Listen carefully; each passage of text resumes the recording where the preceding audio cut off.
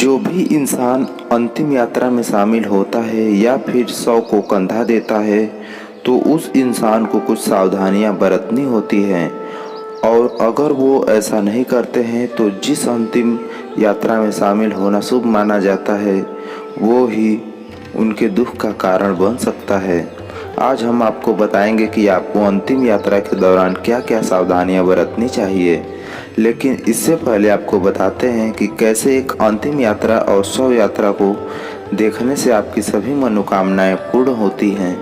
कहा जाता है कि जब भी कोई शव यात्रा या फिर अर्थी दिखे तो उसे दोनों हाथ जोड़कर सिर झुकाकर प्रणाम करना चाहिए और साथ ही शिव के नाम का जाप भी करना चाहिए।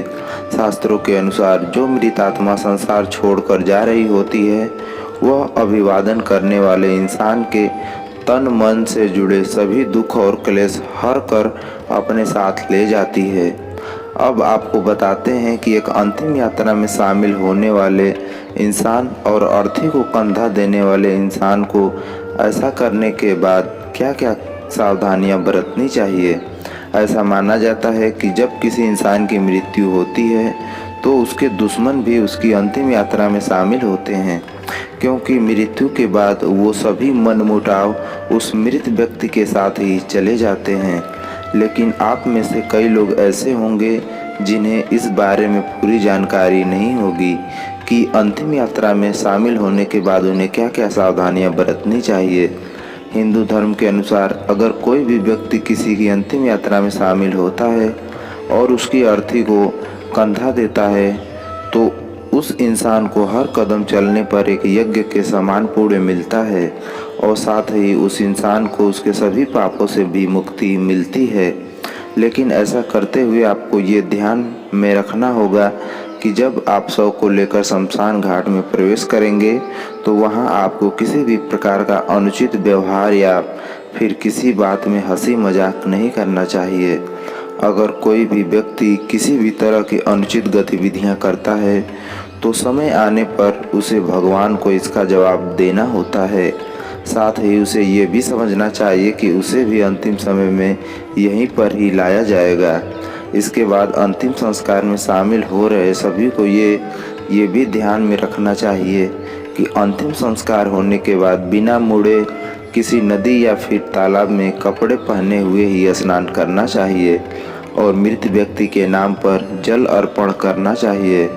और ऐसा करते हुए बिना कुछ बोले घर की ओर चल देना चाहिए। इसके साथ ही आपको ये भी ध्यान में रखना चाहिए जब आप अंतिम संस्कार से लौट रहे हों तो कभी भी चलो शब्द का इस्तेमाल नहीं करना चाहिए, क्योंकि जब तक मृत व्यक्ति जीवित था तब तक उसका आपसे सीधा संबंध था और मरने के बाद वो व्यक्ति प्रेत योनि में प्रवेश कर चुका होता है, जिसके कारण अगर आप लौटते वक्त चलो शब्द का इस्तेमाल करते हैं तो वो इंसान प्रेत रूप में आपके साथ भी चल सकता है। इसी वजह से शमशान घाट से लौटते वक्त आपको चलो शब्द का इस्तेमाल नहीं करना चाहिए। वहीं शास्त्रों के अनुसार एक नियम यह भी है कि जो व्यक्ति ब्रह्मचर्य का पालन करते हैं वो व्यक्ति अपने माता पिता और गुरु के अलावा किसी भी अन्य व्यक्ति को कंधा नहीं दे सकते हैं